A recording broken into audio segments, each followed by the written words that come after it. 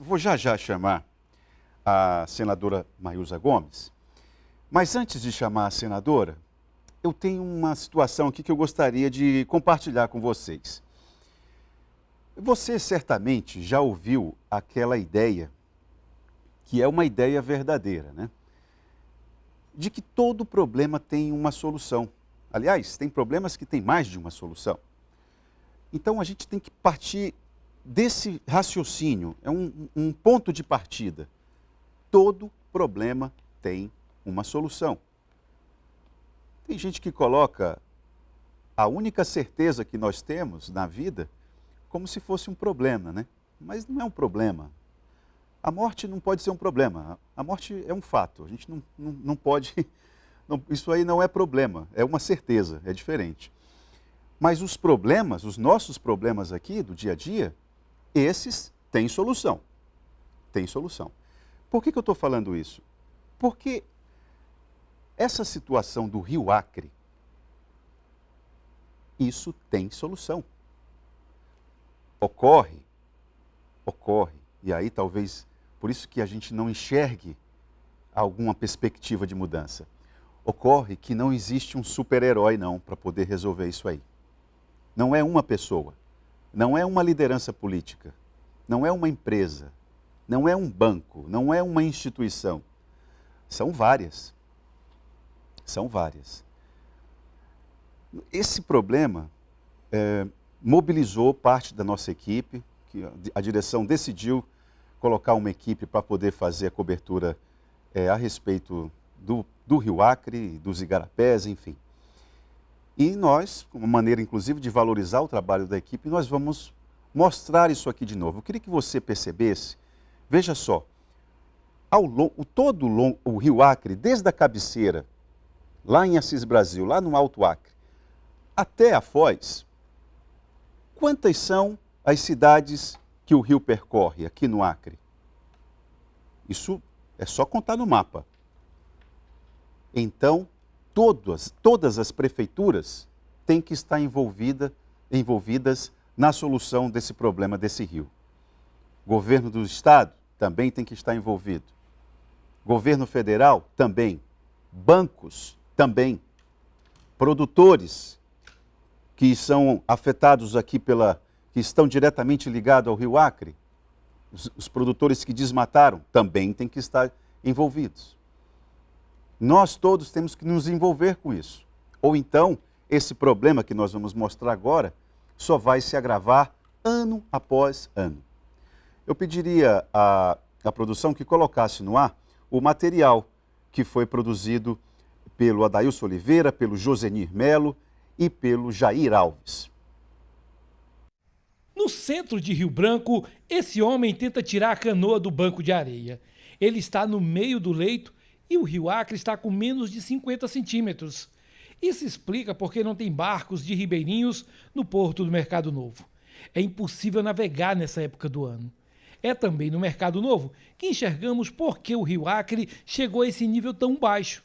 Os dejetos que vêm do canal do Parque da Maternidade caem direto, sem nenhum tratamento. Esse líquido escuro que se mistura à água barrenta é esgoto jogado no canal durante os 7 quilômetros em que corta a cidade. O rio não consegue resistir aos ataques que vem sofrendo por anos. O lixo e o esgoto tiram qualquer chance de vida e a cada ano ele fica mais baixo no período de estiagem. Esse ano podemos chegar a níveis históricos, alerta a Vera Lúcia Reis, doutora em engenharia ambiental e estudiosa do Rio Acre. Esses sinais já vêm ocorrendo desde 2005, passou por 2010, que também foi uma seca bastante severa, e 2016 culminou aí com o rio no nível de 1,30 m. Então a tendência é que esses valores se tornem cada vez menores. E com isso você vai ter estrangulamento dos pontos de captação, nem mesmo a captação flutuante vai funcionar adequadamente, porque não vai ter nível suficiente para captar. Os igarapés que deveriam despejar água no Rio Acre para garantir que pudesse ter um leito navegável, água limpa, são os que mais poluem. Os igarapés que cortam Rio Branco também sofrem com a ação do homem. O Batista passa ao lado da Fundação Hospitalar. Quando cruza a BR-364, o que se vê são espumas. Esse é o sinal claro que a água está carregada com produtos químicos. Os ataques não param por aí. Quando alcança residências, é que a situação fica mais grave. No bairro da Paz, ele vai cortando quintais. Os canos dos esgotos caseiros estão apontados para o Batista. Encontramos até o que sobrou de um veículo no leito quase seco. No bairro da Paz, ele despeja todo esse material, alguns tóxicos, no Igarapé São Francisco, que já vem repleto de lixo e outros dejetos. Existe sim um projeto, que está sendo tratado em relação a revitalizar principalmente o Igarapé São Francisco, e nós da Defesa Civil Municipal participamos disso, evidentemente, juntamente com os demais órgãos. Então, no momento certo, acreditamos que haverá sim essa revitalização e renovação da vida que existe nesses igarapés. Aliás, o São Francisco será o destino final dos dejetos e lixo jogados em outro igarapé, o Dias Martins. Ele corta essa área verde no conjunto universitário. Mesmo assim, é o retrato de um grande esgoto. A água nem se mexe de tão pesada. Daqui ele segue para o Distrito Industrial, onde vai para esse conjunto de casas, que fica às suas margens, chamado de Sapolândia. Mais à frente, ele encontra o São Francisco, que desce por vários bairros até chegar no Rio Acre e despejar tudo que foi juntando pelos bairros da capital. De acordo com a Defesa Civil, ainda restam em Rio Branco 28 igarapés, mas todos estão na condição de esgoto a céu aberto. O mais atingido deles é o São Francisco, não só por sua grande extensão, já que corta boa parte da cidade. É que ele recebe uma grande carga de produtos tóxicos e de lixo de outros igarapés. Nós estamos no bairro Raimundo Melo. Aqui, quando ele chega, a água está completamente escura. É inacreditável que ainda podemos ver um jacaré no meio dessa água sem oxigênio e cheia de produtos químicos. Ou aves que buscam alimento em suas águas. O lixo está acumulado em toda a extensão dos igarapés. Parte desse material só sairá daqui quando chegar o período de cheia, quando será jogado no Rio Acre.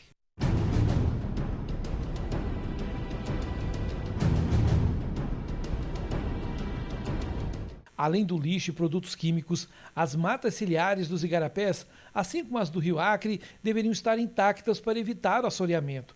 Mas tudo foi desmatado e são milhares de casas brigando por espaço às margens dos igarapés. O crescimento desordenado da cidade custa caro ao meio ambiente. A poluição por esgoto doméstico deixa as águas do Rio Acre impróprias para o consumo humano. Em Porto Acre e Boca do Acre, no Amazonas, são as águas do Rio Acre que abastecem as casas. Ainda no município, o Rio Acre deságua no Rio Purus, levando suas impurezas mais adiante. Ao longo da bacia do Rio Acre existem atividades da agropecuária e ribeirinhos que utilizam dessa água, lembrando que o rio é quem leva a água para o subsolo e enche os poços.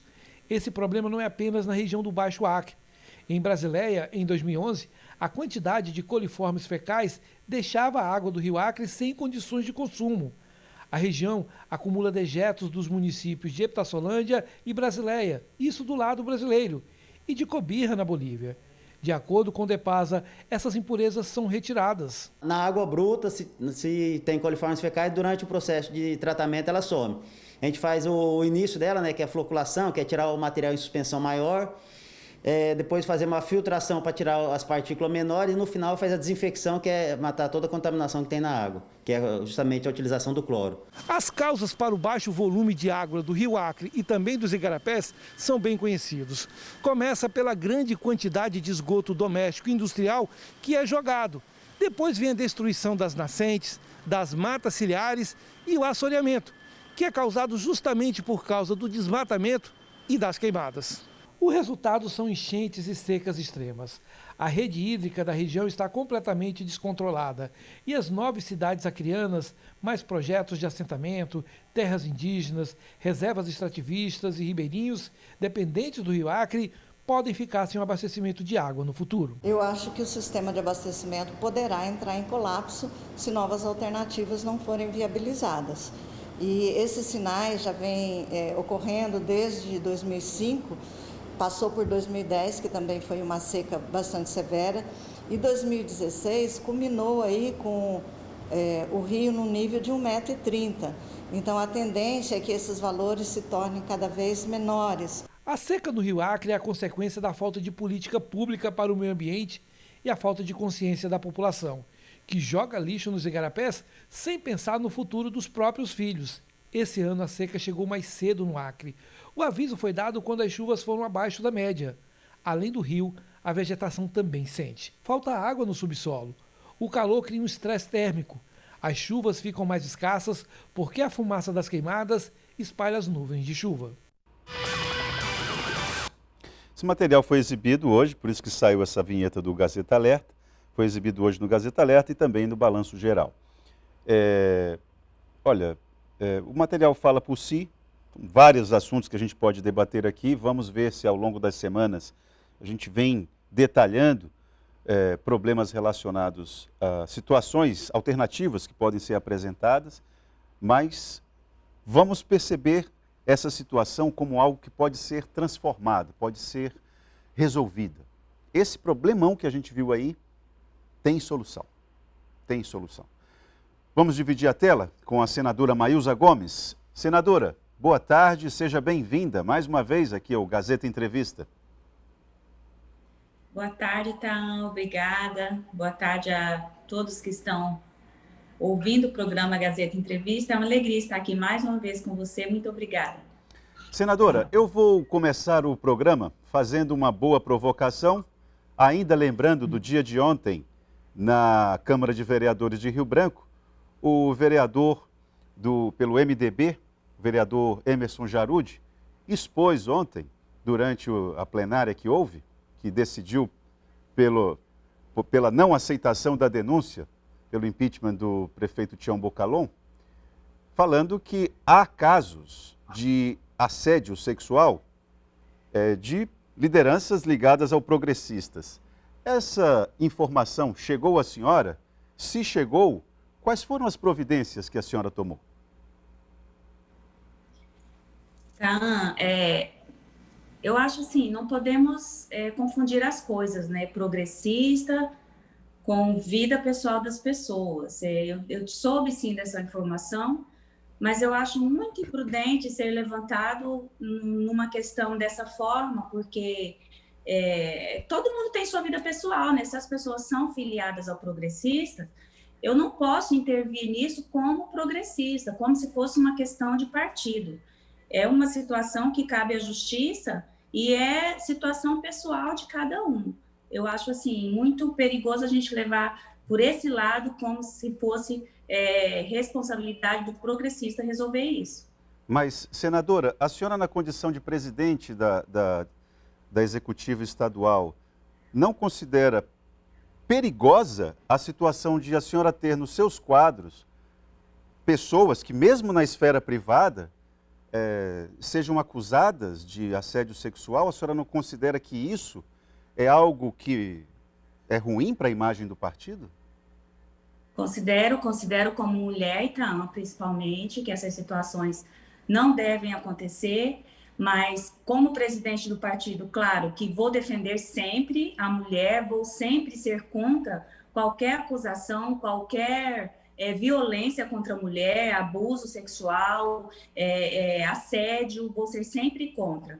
Mas nenhuma dessas pessoas citadas fazem parte da executiva, ou se fizerem assim, as providências serão outras, mas eu acho que não cabe aqui no momento eu discutir como progressista uma situação dessa. Eu acho que se tem, deve haver investigação, mas o progressista, claro, eu preciso entender que as pessoas, os filiados, as pessoas que fazem parte são pessoas íntegras, parte do princípio de que as pessoas têm aí uma vida limpa, principalmente nesse sentido. Eu espero que não, vou defender sempre, como mulher e como presidente do progressista também, a não violência, o assédio sexual, essa acusação que tem aí contra as pessoas, que isso não seja realidade, que não venha atingir, principalmente nós como progressistas, terem sempre as providências como tomei, né, no sentido do meu trabalho, do meu mandato, as decisões sempre que me foram colocadas. Para finalizar esse assunto, a senhora está, então, defendendo que as investigações sejam feitas e que as coisas sejam esclarecidas. A pergunta permanece: se as investigações forem feitas e se chegar há um entendimento de que pessoas filiadas ao Progressistas cometeram assédio sexual, eles permanecem no partido? Mesmo não fazendo parte do diretório? Olha, então, aí é uma decisão, é a questão pessoal. Se a pessoa foi investigada, aconteceu, se permanece no partido, é uma decisão dela. Claro que eu vou ser contra, é claro que eu vou ser, não vou acolher, lógico que a minha decisão vai ser. Se existe esse tipo de pessoa, esse comportamento entre nós não é bem-vindo e deve ser tomado providências. Mas é tão pessoal, né, que eu acho que a pessoa mesmo por si só vai dizer, eu não caibo aqui, o partido não tolera isso, não apoia e vai tomar a sua própria decisão. Como pessoa, né, como reconhecendo o seu erro. Porque isso é um absurdo, eu acho que eu não tenho que apontar para mim nenhum homem, nenhum filiado do partido, dizendo se eu aceito ou não assédio, violência, alguma coisa dessa forma contra a mulher, não tem nem que levar em discussão. A pessoa tem que ter, né, a sensibilidade, a noção do que fez e tomar a sua própria decisão. No nosso Partido Progressista, não cabe esse tipo de situação. Senadora, a senhora tem divulgado, por meio da sua assessoria, as emendas que libera para os municípios, liberou emendas para os 22 municípios, com destaque, claro, para Rio Branco, que concentra boa parte da população do estado do Acre. Na sua avaliação, tem tido consequências os recursos que a senhora libera para a cidade de Rio Branco? A senhora tem visto que tem resultados concretos? Tenho sim, Itaã. Tenho sempre conversado na Secretaria de Planejamento, tenho conversado com o prefeito. Você sabe que dinheiro, né, emendas, recursos de emendas, tem um tempo para ser cumprida todas as etapas, não é um recurso que sai rapidamente, da noite para o dia, mas eu tenho acompanhado as minhas emendas, os recursos que eu destinei, e até onde eu tenho acompanhado, tenho conversado com o secretário de Planejamento e o prefeito, está tudo andando dentro dos trâmites normais que a gente espera. É que a Prefeitura de Rio Branco tem gastado energia com tanta coisa que não diz respeito com a rotina prioritária da cidade, que às vezes até espanta. Mas, senadora, nós vamos fazer um intervalo agora. E tem um ponto da sua agenda que me chamou a atenção, que guarda relação com a nossa querida Universidade Federal do Acre, né, o FAC, que é o Parque Tecnológico. É algo que chama a atenção e eu gostaria de iniciar o segundo bloco falando um pouco disso e gostaria de falar também a respeito da sua atuação junto ao INCRA, que é algo também que chama a atenção, dada a importância que o INCRA tem para o pequeno produtor aqui da nossa região. Nós vamos fazer um intervalo agora e já voltamos com a senadora Maílza Gomes.